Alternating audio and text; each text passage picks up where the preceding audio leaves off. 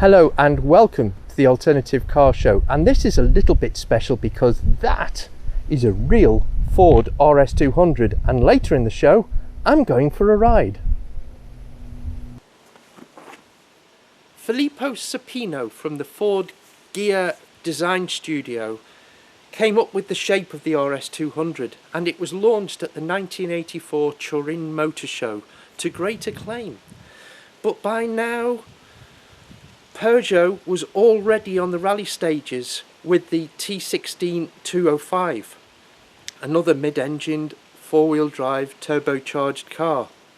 The RS200 was still getting off the starting blocks, so what could they do to try and improve and learn on the lessons of the 1700? Well, first of all, they tried to use as many components from production cars as was reasonably feasible. The RS200 actually had 900 of its 2,900 components from a production car, and this had a lot of benefits, not only for production, but also if you think about it from the rally stages point of view. If there were parts that were off the production line, it's easy to grab those and reduce the number of specialist parts required to maintain the cars, making them more reliable. And if you look at the car, you can see certain aspects were pretty obvious. The Sierra windscreen, the doors were moulded off cut down Sierra doors, so the side glass would have been, when it's not perspex for rallying, cut down versions of the Ford Sierra. The door handle, various other components under the skin were also Ford components from the production line, and that meant that the car stood a better chance of being reliable as well as rapid. By anybody's standards, going from a show car in 1984 to competing in the World Rally Championship by 1986 was a fast turnaround by anybody's books. But such is the world of Group B rallying, and such was the development that had been taking place by other manufacturers, the RS200 was already at a disadvantage. By 1986, all the manufacturers already knew that the age of the Group B car was over. It was the last year. It had already been announced that they were not going to be competing in 1987. It was the last hurrah. And the other manufacturers were already in Evo stage. Now, the Evo side of Group B allowed a manufacturer to produce a further 20 cars on top of the 200, which would have an Evo spec. So that would be aerodynamic tweaks, there would be certain engine tweaks allowed. They were limited, but it still allowed the other manufacturers who were now in the Evo stage to have taken an extra leap. And the RS200 was still basically the standard road car that had been rushed to the rally stages, and as such it was at a disadvantage.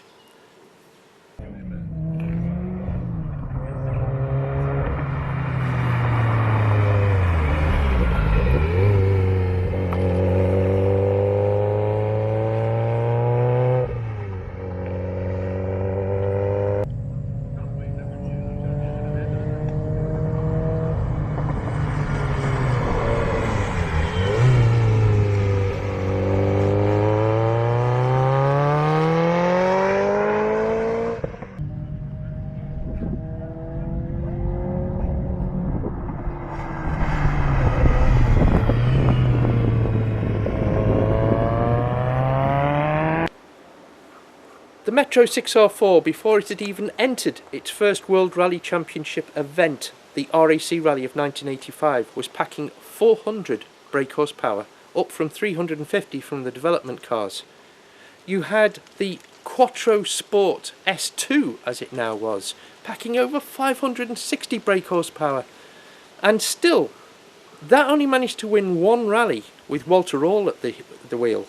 Stig Blomqvist managed to come second in one, but by Audi standards that was a bit of a failure. The Quattro didn't manage to compete with the nimbleness of the Peugeot 205 T16. That was the only car that from the beginning of its life could take on the Quattros, and by the time it had gone into Evo spec, could take on the massively powerful Delta S4. The Delta S4 had supercharging and turbocharging. It was incredibly powerful, incredibly fast, incredibly light, and incredibly dangerous. But the 205, being so nimble as well as powerful, could challenge it on a one-to-one basis in certain conditions. The RS200 was at a disadvantage. It was basically in its basic Group B spec. The Evo version hadn't been homologated yet. So Ford were at a disadvantage. And it is his last year of Group B. So it's with some credit that Kalle Grundle managed to come third in that year's Swedish Rally. And that would remain the best result the RS200 managed in World Rallying. But that isn't the end of the story. Steve Harris. And we'll start with the 6R4. Because you bought a brand new 6R4 when they were brand new. I did, yep, from Cowley. I went there and done the deal with them and brought it home to do a lot of modifications and a lot of racing in it, yeah. So tell me the story of getting the 6R4, because didn't you sort of spot it at a show and go and have a word with your dad or something? Yeah, we were at the NEC doing a motor show, and I knew that Austin Rover were there at the time, and I managed to talk my dad into getting a cheque and going to buy a car. And when I got to the stand, they said, oh no, we can't sell them anymore for that price. We're not sponsoring the event anymore.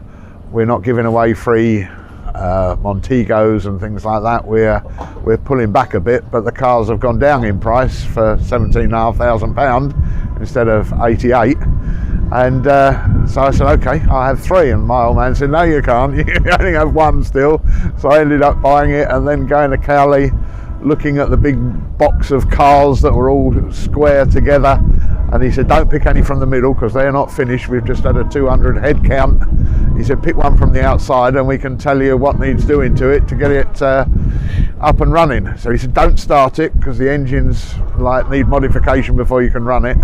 So we ended up doing that and getting some spare parts with it and took it home to see what we had, really. I had a Mark II Escort before that, so this was a big jump up, really, but we put it in the company colours and went racing. Yeah, because I saw the car being taken off the transporter today, and it was sort of the look on your face was fantastic because it's like seeing your long lost child. Yeah, well it was. Well, the wife said you either have the car or me, and I got in the car and drove off. So you've turned up with a quieter car today. Tell us a bit about how you got the RS200, and tell us a bit about the car. Well, I started after getting out of motorsport for quite a few years. I met Pat Duran again, who I used to rally. He had a 6R4 and we used to go rallying together and share service crews. And he said, why don't you come and do some Rallycross? So I thought, no, I'm too old.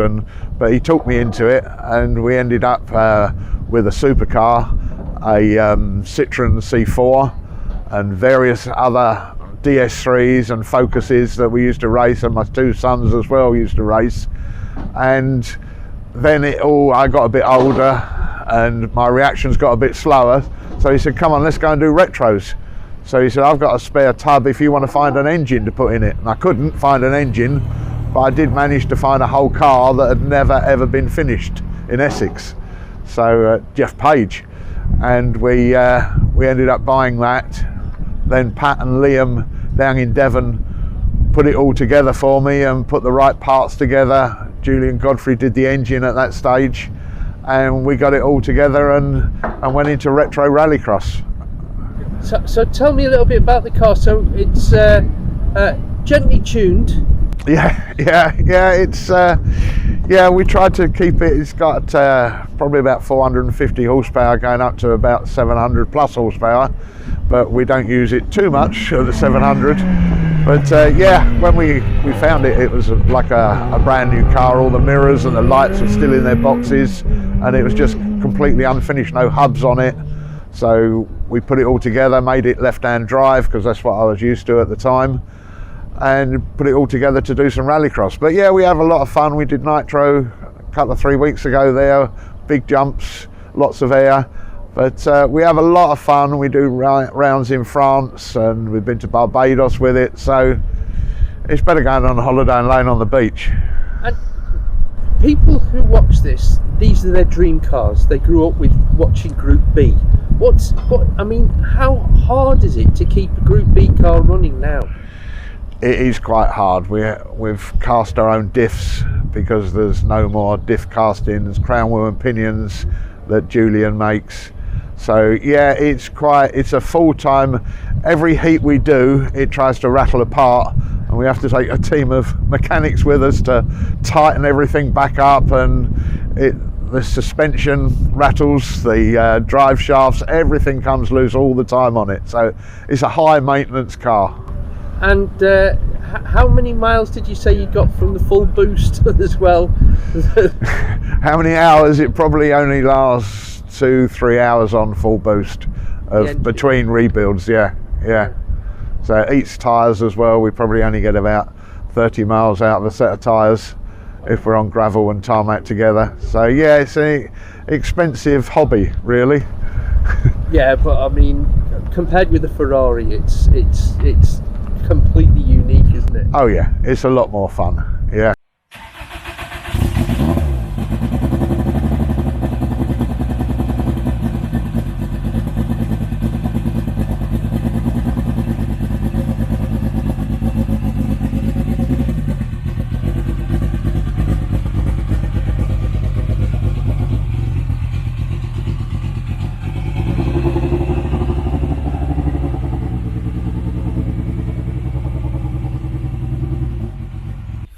My name is Nigel Mummery. I'm very luckily got a number of RS200s, of which the one you see beside me is we call Taz because its number is A45 TAS.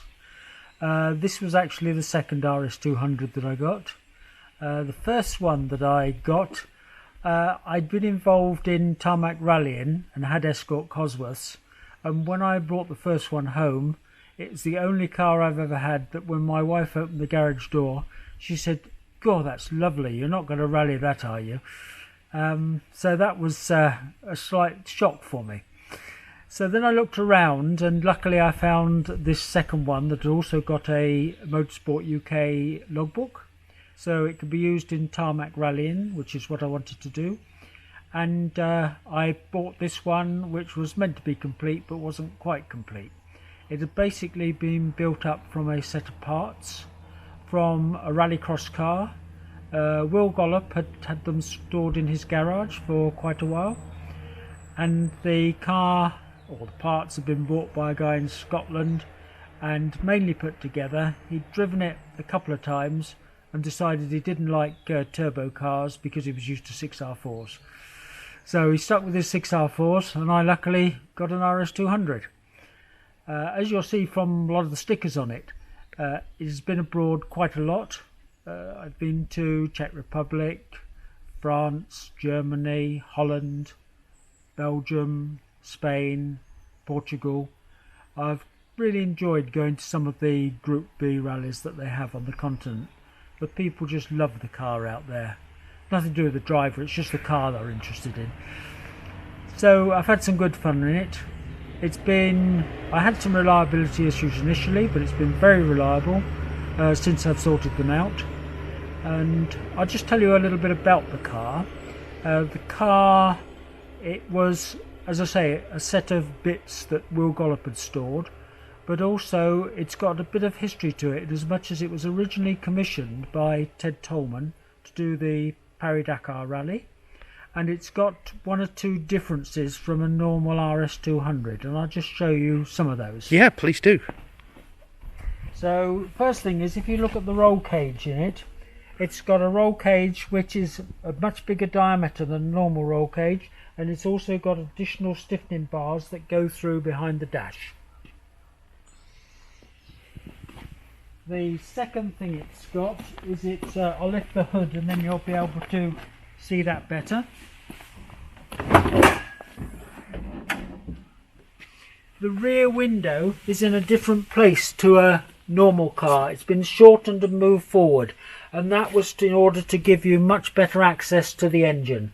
So by moving it into towards the cabin, you've got really good access to anything on the engine. The next thing it's got that's different is it's got one of these each side, one of these bars, which is a stiffening bar that comes down to give added stiffness to the chassis.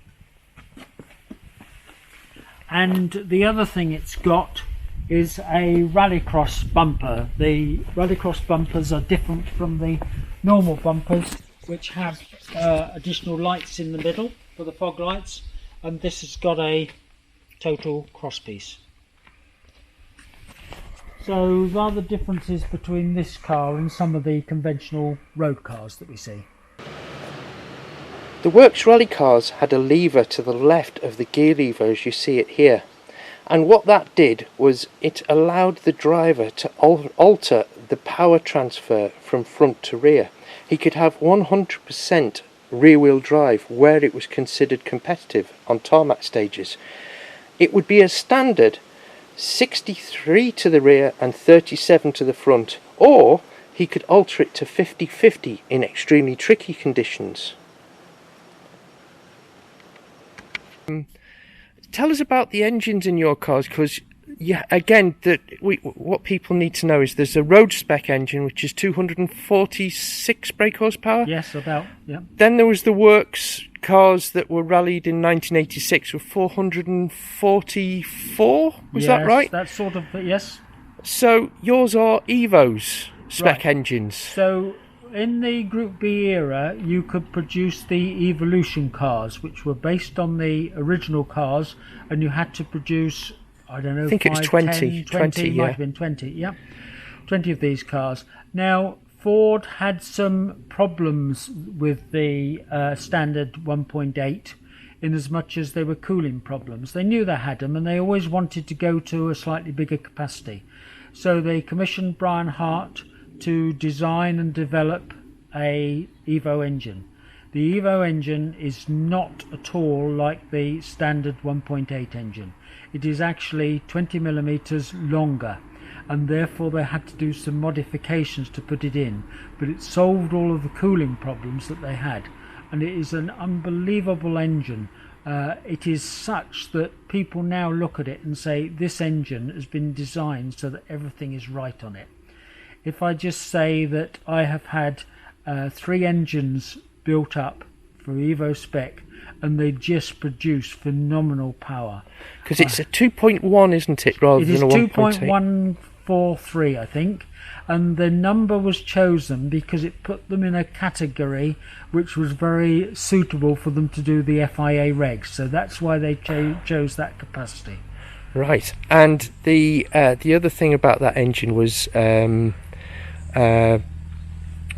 I'm correct, the original engines were sort of a development of the Cosworth BDA. I think it was the BDF by the time. Was it BDF by the time? Yeah, that's right, with the BDT. Yeah. The BDE and BDA, BDF, BDT, yes. Yeah, so this is basically a separate development. Yeah. Nothing fits from the BD series, whereas the BD series, a lot of it is all common with the BDT. That's correct.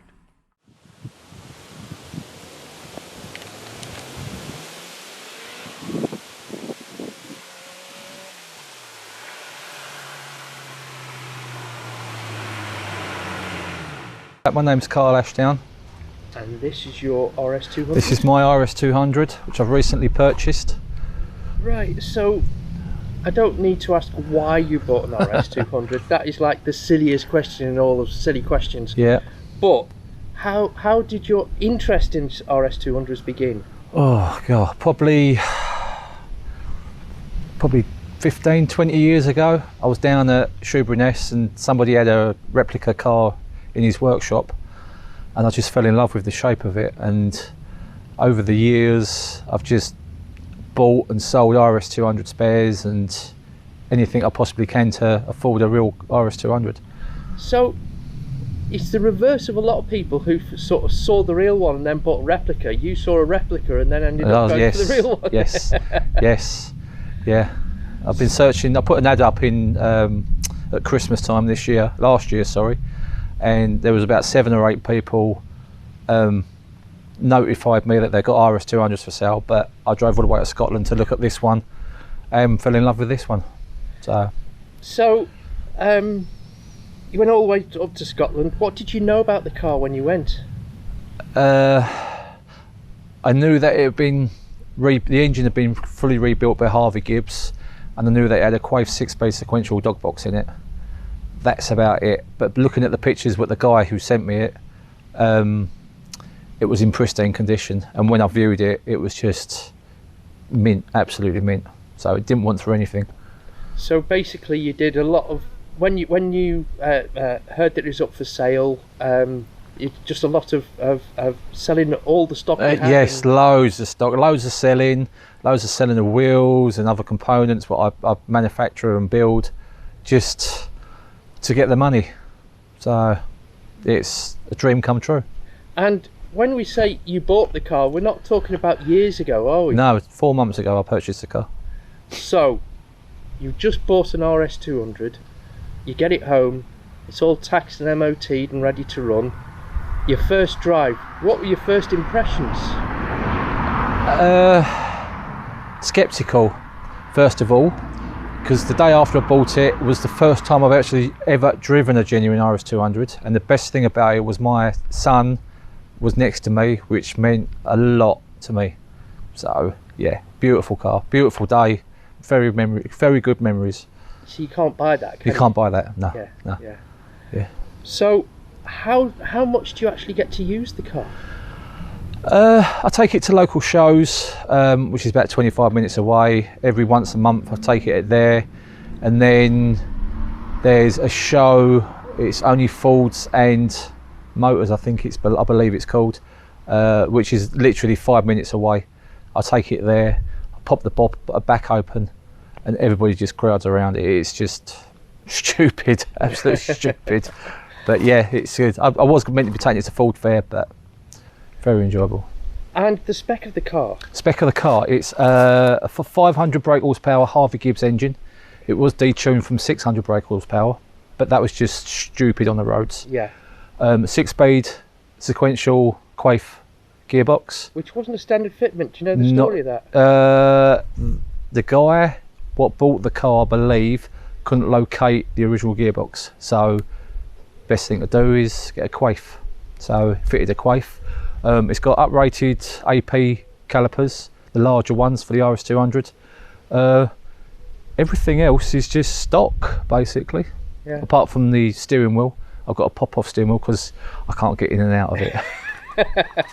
Well, you're normal height, aren't you? Yeah, 6'2". What is it about rally drivers and car designers that are all short arses? Yes. I've got a complaint about that. Yeah. You know, Colin Chapman onwards, they're all short arses. Yes. Yeah. So, I don't need to ask. You know, you're obviously very happy with the car. Very happy. It's dream come true. Yeah. And is it everything you hoped for? Better, a lot better. So yeah, everything's rosy, nice. So. Well, that's a perfect place to stop. Thanks very much. Thank you. And now the moment you've been waiting for, the Ford RS200.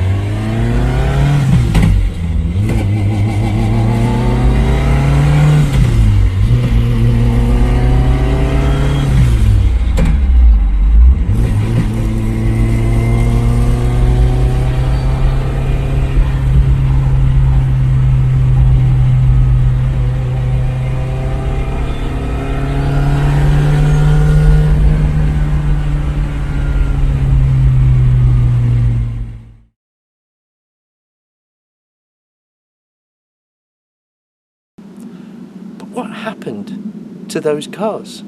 This video is the story of those cars.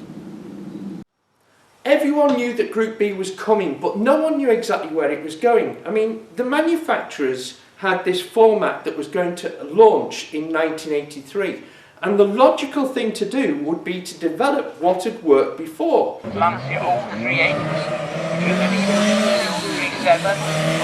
In 1983, Stuart Turner became the director of motorsport for Ford, and the first thing on his books was to look at the RS1700, which had been slowly slipping backwards and backwards and backwards.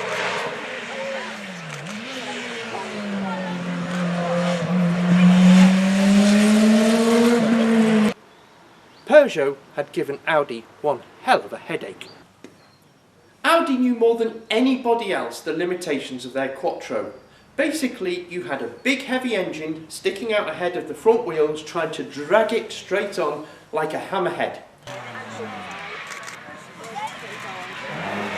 Oh, proper car.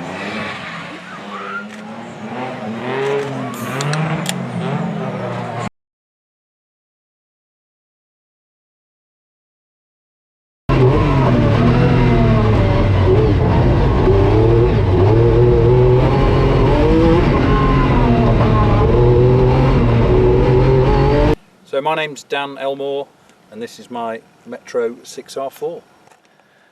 I started working with a friend of mine called Colin Casey, and he owned a 6R4, and once I'd been in it, it was too late then. Keep it going, keep it going, keep it going, keep it going.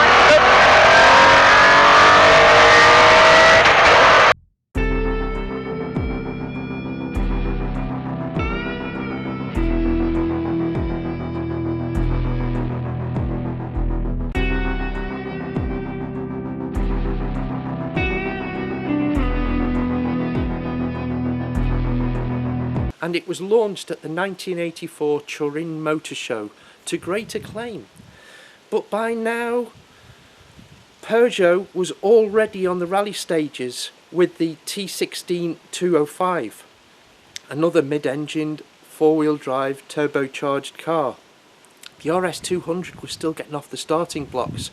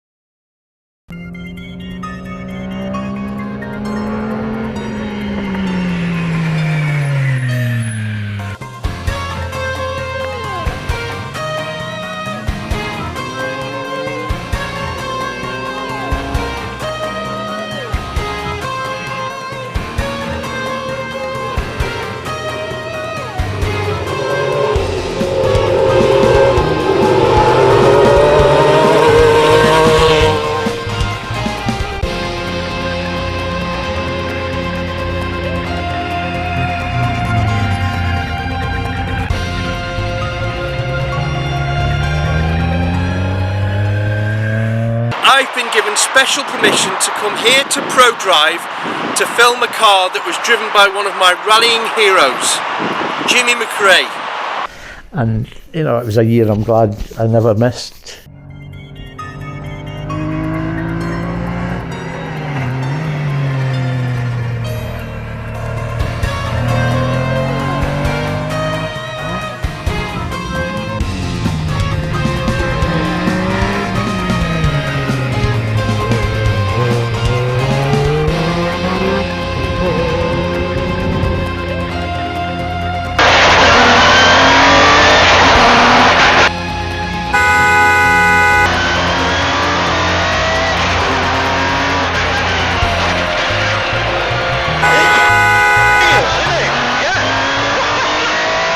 The first time I drove the Metro was from the van to the scrutineering at the breakdown rally, yeah.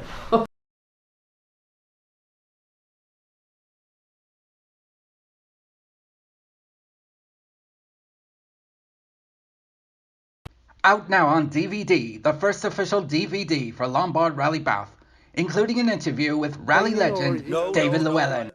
For many years now, I've only been look for the tash. Ah, that's it. And then you'll know which one it is.